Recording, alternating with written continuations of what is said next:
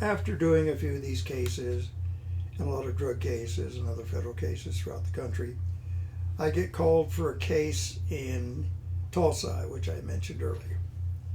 And it was a guy named Dale Hines and his crew of gamblers. And the other person was a guy named Pody Poe, who was a very colorful person connected to Hollywood, things like that, who ran a gambling establishment sort of out of his house.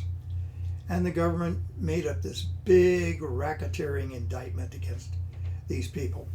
What a lot of people don't seem to understand, and the Justice Department surely didn't understand, is that these people were backed by Oklahoma oil people, owners and large stockholders of oil companies that had disposable money, and they liked to bet. And in fact, there's a couple articles on sports betting, and let me bring this up here on the screen.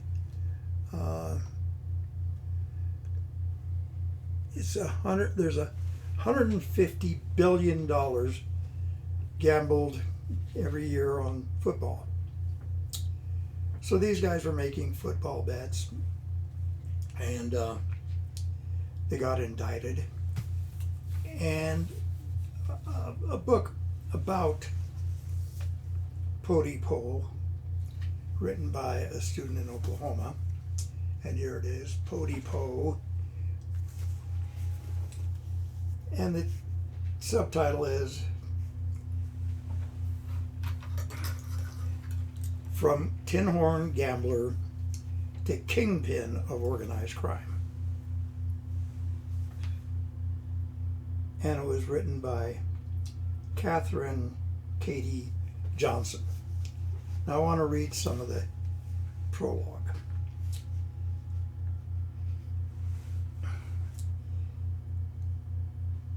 For years I've been called several monikers by law enforcement. First, a tin horn gambler. Later this evolved into Kingpin of Organized Crime. Oklahoma City area papers and court documents from the early 70s would have you believe I was one of the handful of the most powerful kingpins in the United States. This label resulted from the FBI figuring out that we really didn't have much of an organized crime in Oklahoma, so elevating me to kingpin seemed to fit their political agenda. So that's how it started. And then he said in his prologue, I found the whole thing ridiculous. And then skipping a few paragraphs, he says, I wound up on trial with 11 people who couldn't agree on what time to open up, much less be in business together. The first trial was nearly laughed out of court. No telling how much the government spent on that case. The judge said it was all great foolishness and the government could quit wasting the court's time and the taxpayers' money. This was in the early 70s.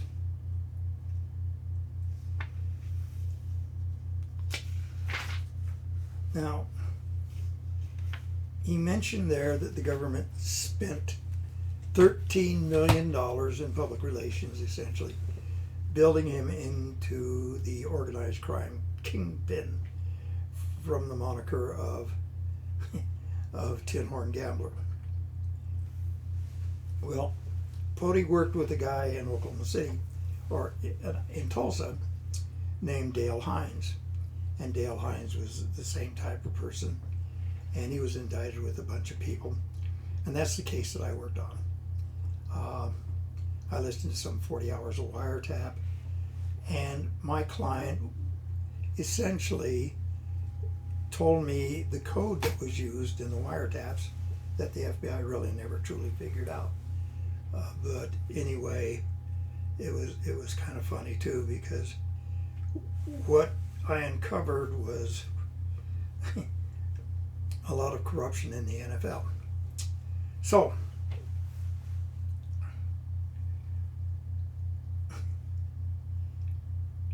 my guy gets sent to a federal hospital because he was a heart patient for a few months, and they drop his case because they claim they didn't want the rest of the trial prejudiced by essentially what I knew, and I would bring it up if I had a client there.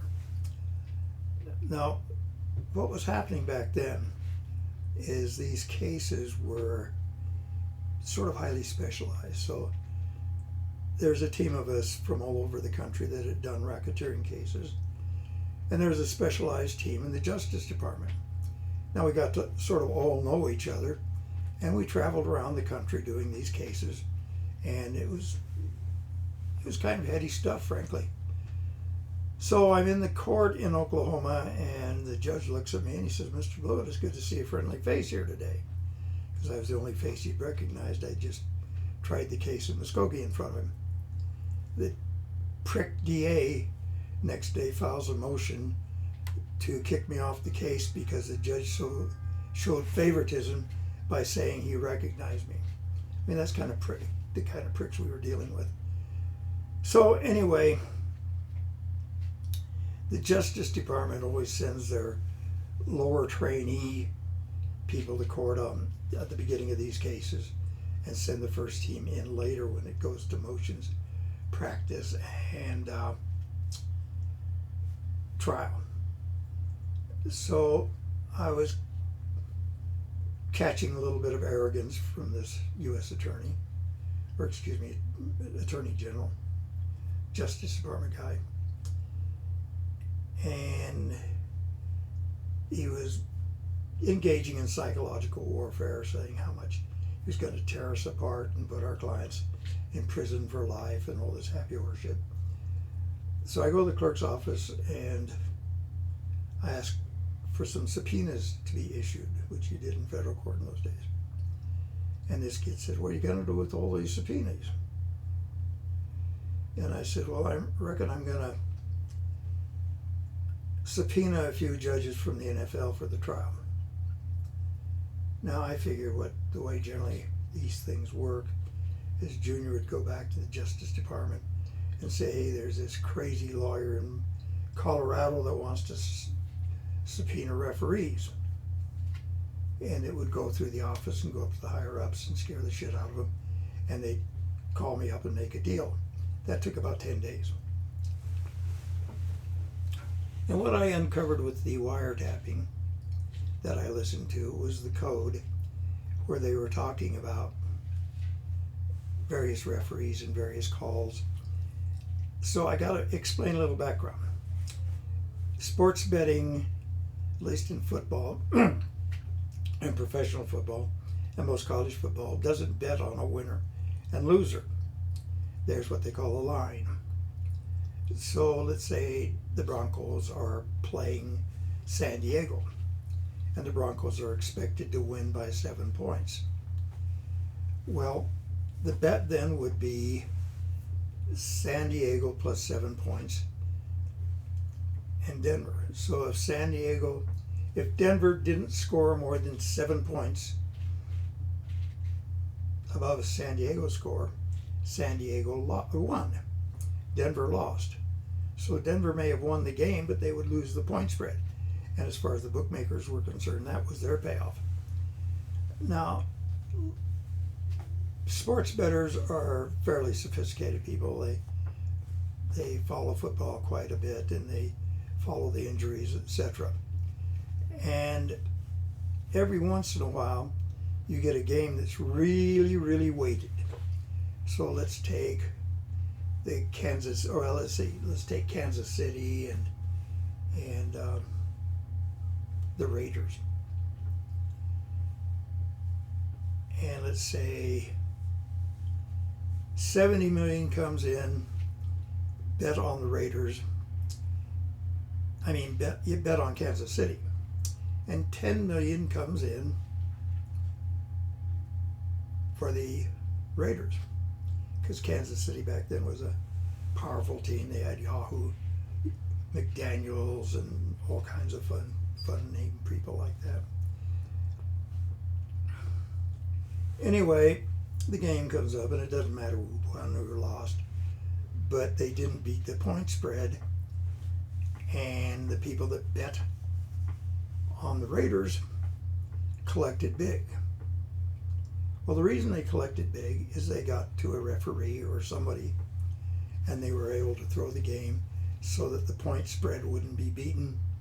And these were called, in the vernacular of the professional gamblers, steam games.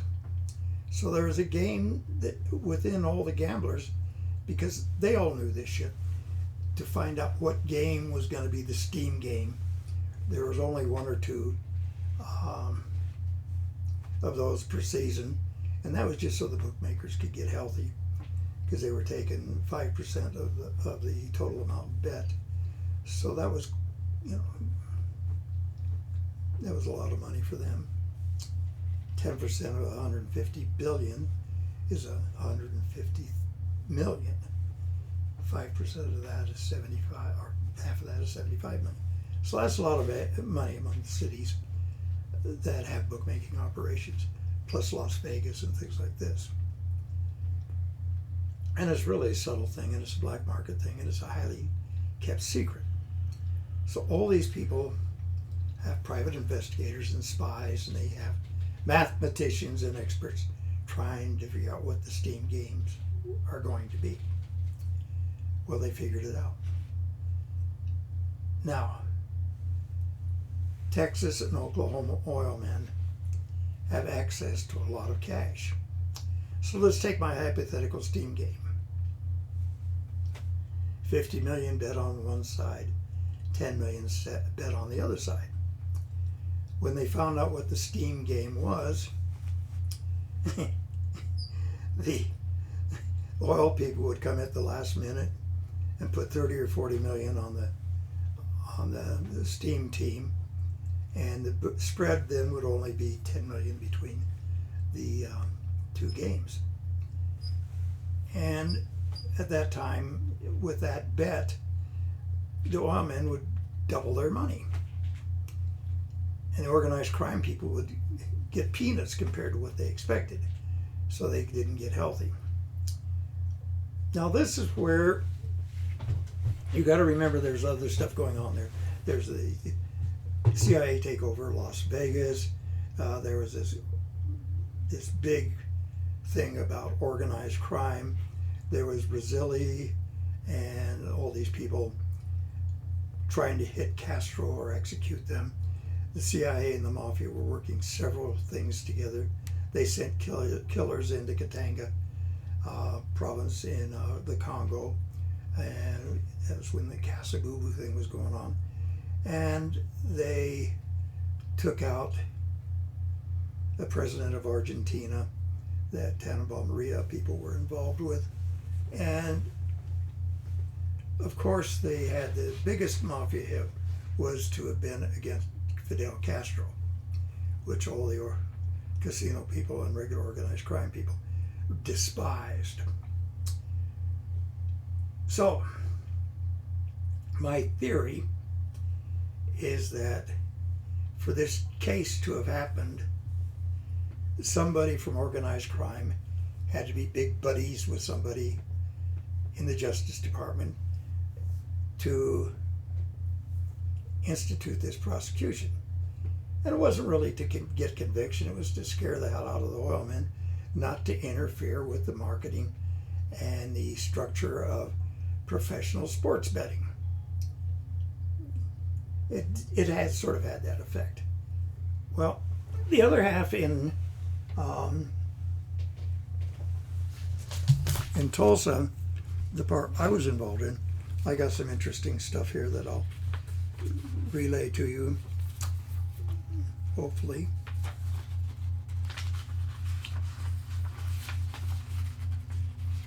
Please bear with me.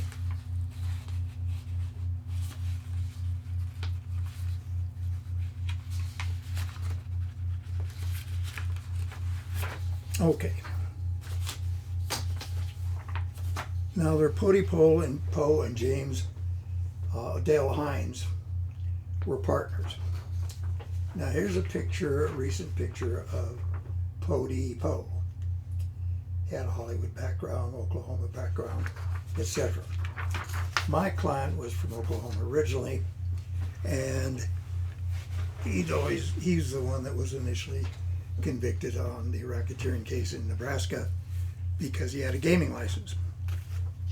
Well, they bring down this headline gaming indictment with all these people, I think, like I said, over 20. And right after it's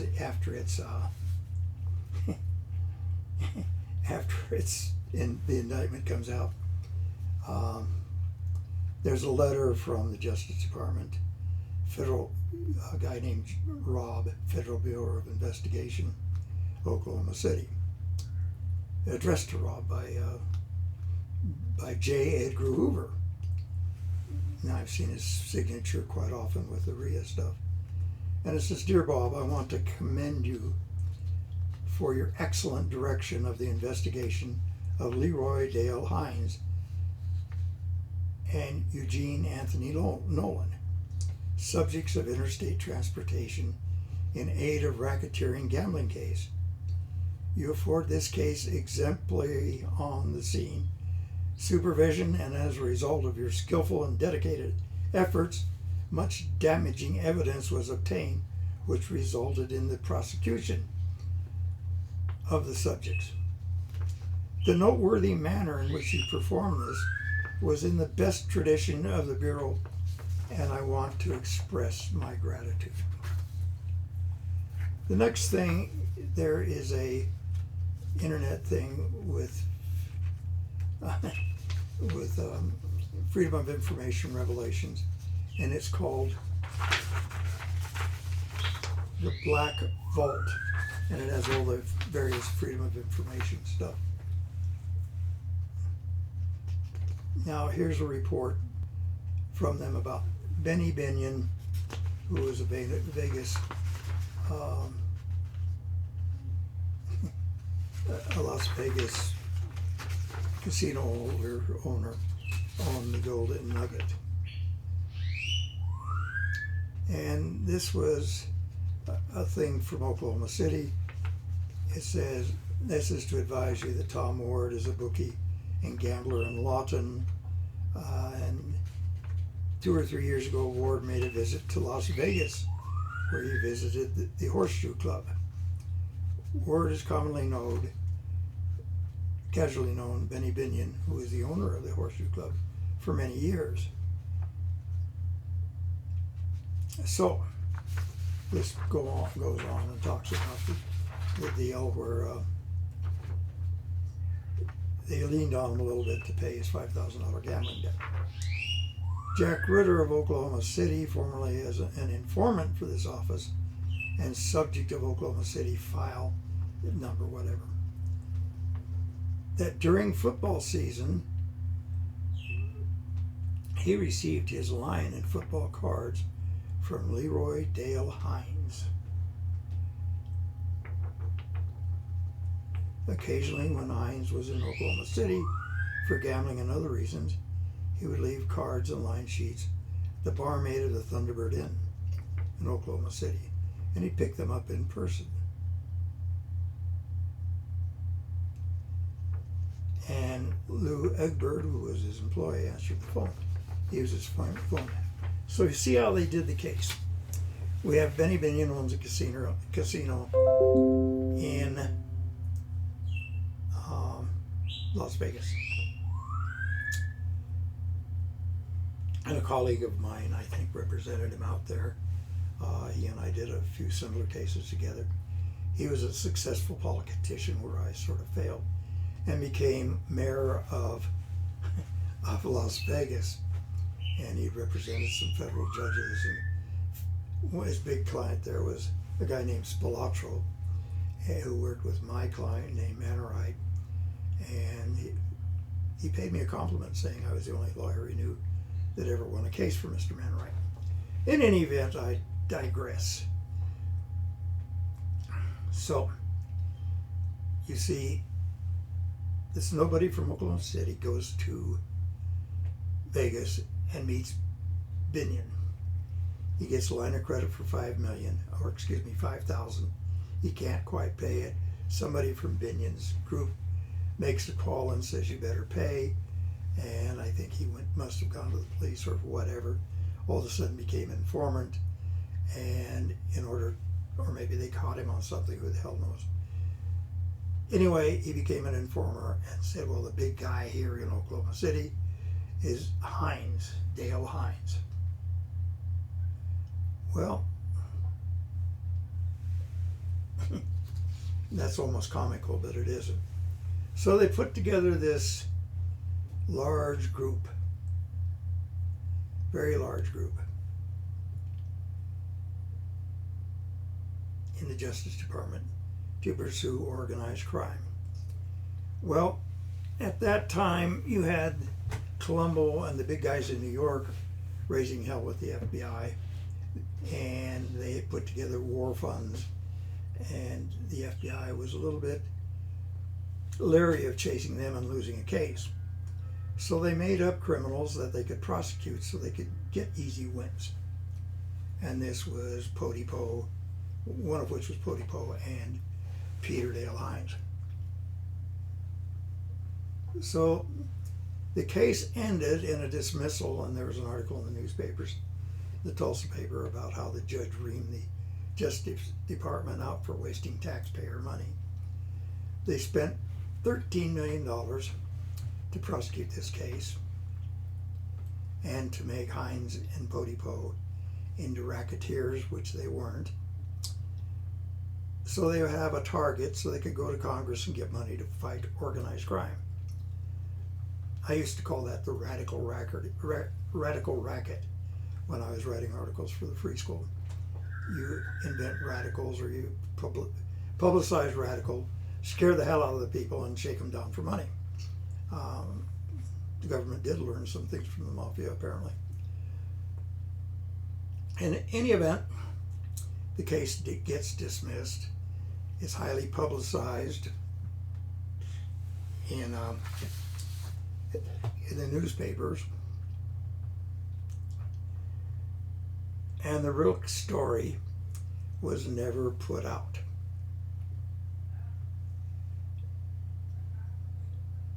Meanwhile, I got a client in the Slammer in Oklahoma who was prosecuted for his 640-acre grow. And he was a good horticulturist, an agronomist. And he was told in the jail that the weed that was confiscated from him showed up in Kansas City. And that's because one of my clients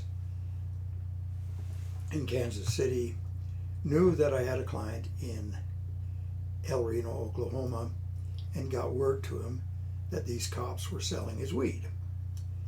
And that opened up the deal into a group of law enforcement people that called themselves the Company. Later became the subject of a book by Sally Denton called The Bluegrass Conspiracy.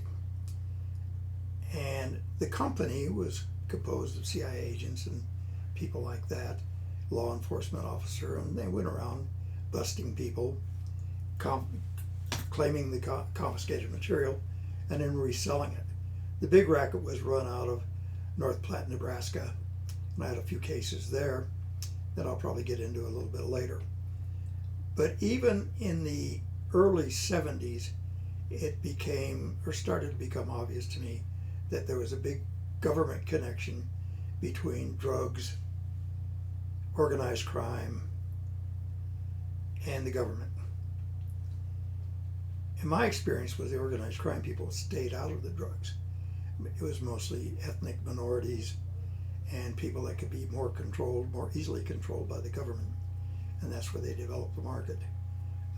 The French Connection thing was one of them, run by French intelligence. And another one was the heroin smuggled into bodies of corpses from Tonsanut into Travis Air Force Base, which I discovered in a case I was working on in Santa Fe, New Mexico. But that's enough for today. I hope you enjoy it, and please let me know what you think. or send me your hate mail or your praises, whatever. I don't care. I like to read mail. I just hope to get reactions here. Thank you very much. Have a good week.